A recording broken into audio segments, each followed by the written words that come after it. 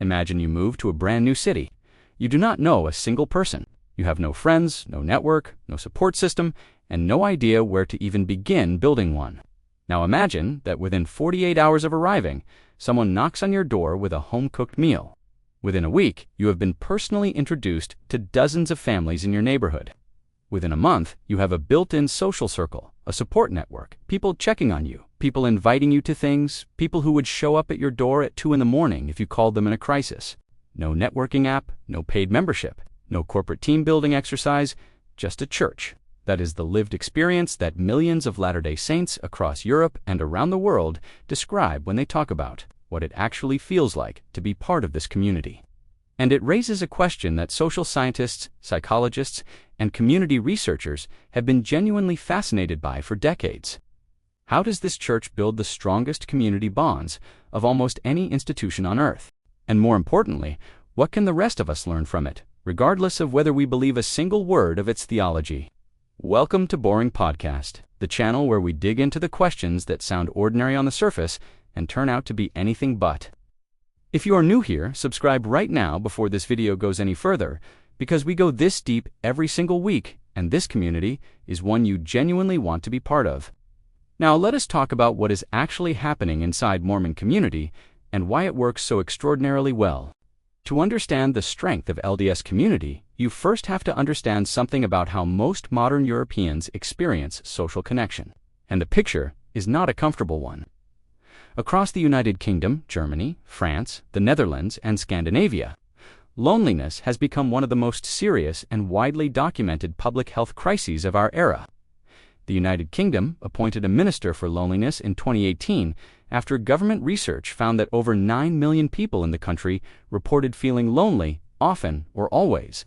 The EU has commissioned multiple studies showing that social isolation is increasing across the continent, particularly among young adults aged 18 to 34 and among the elderly. We are living in an era of more digital connection than any generation in human history, and simultaneously more genuine human disconnection than perhaps any generation since industrialization tore apart the traditional structures of village life. And then there's the Mormon Church. Walking into a Latter-day Saint meeting house in Birmingham or Berlin or Amsterdam, and the experience is consistently, almost disarmingly, the same. People know your name before you have introduced yourself. Someone has already been assigned to look after you. There's a structure that pulls you in and holds you before you have even decided whether you want to stay. How? Why? And is it genuine, or is it a system designed to retain members by making them socially dependent on the institution? That is the question worth asking, honestly. And the answer is more complicated and more interesting than either critics or defenders of this church usually admit. The first thing to understand is that Mormon community is not accidental. It is architecturally engineered into the structure of the religion itself, and has been since the very earliest days of the movement. In the 1830s, Joseph Smith did not just found a church, he founded a community system built around a concept called gathering. From the very beginning, Latter-day Saints were instructed not simply to join the church individually, but to physically gather together, to build communities, to live near one another, to create what they called Zion, a word that in LDS theology does not just refer to a place, but to a condition of people being of one heart and one mind, with no poor among them. That theological vision produced a practical infrastructure that has never stopped developing. Today, that infrastructure operates through a system called ward organization.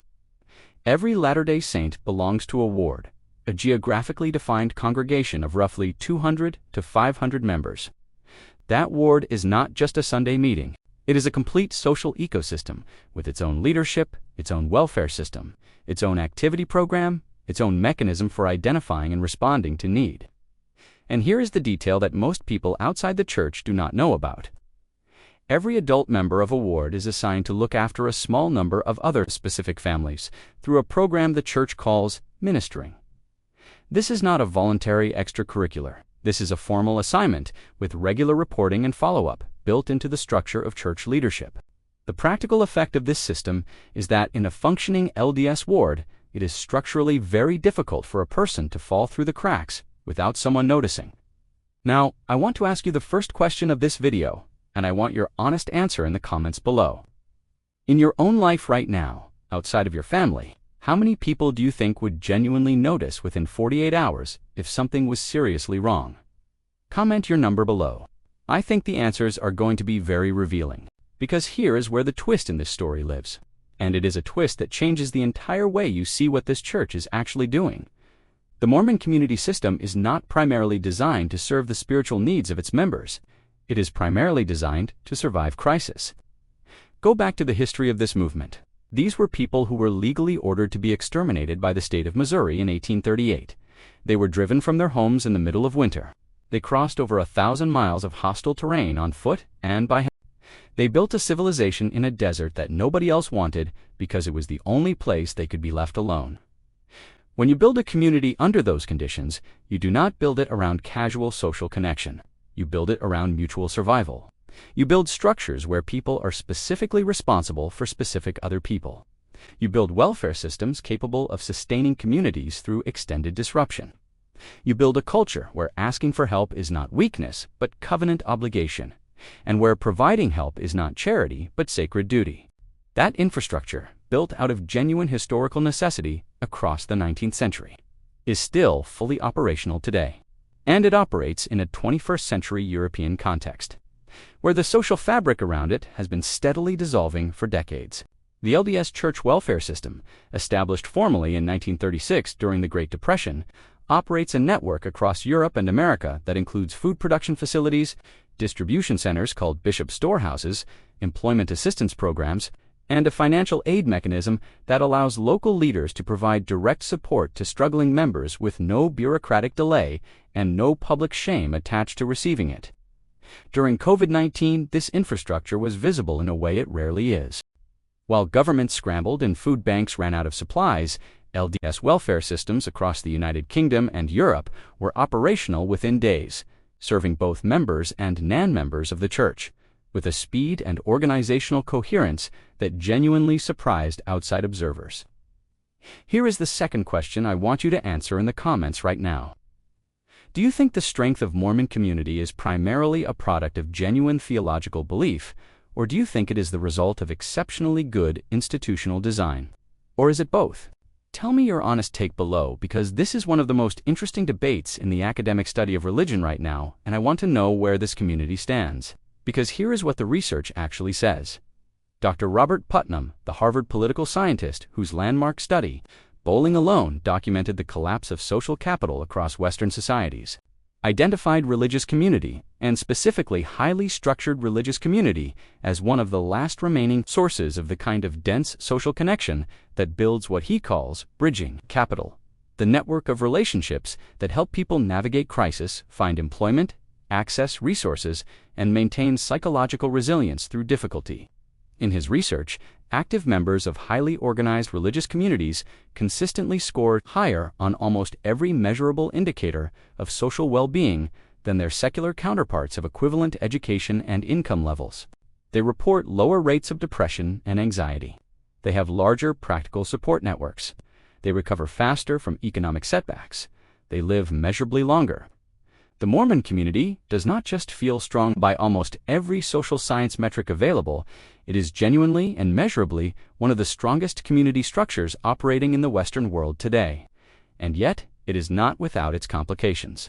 The same structural intensity that creates belonging for those inside it can create a painful experience of exclusion for those who leave it or who do not fit comfortably within its norms.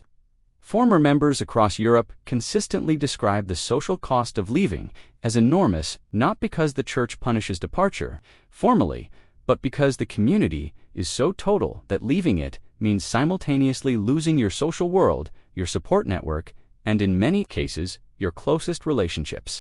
That duality, the extraordinary belonging it offers, and the real cost of losing it, is perhaps the most honest summary of what Mormon community actually is.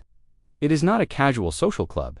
It is a total community in the fullest sense of that term, and in a European social landscape defined by disconnection and loneliness. That totality is both its greatest gift and its most serious complexity. Here is the third and final question I want you to answer in the comments today.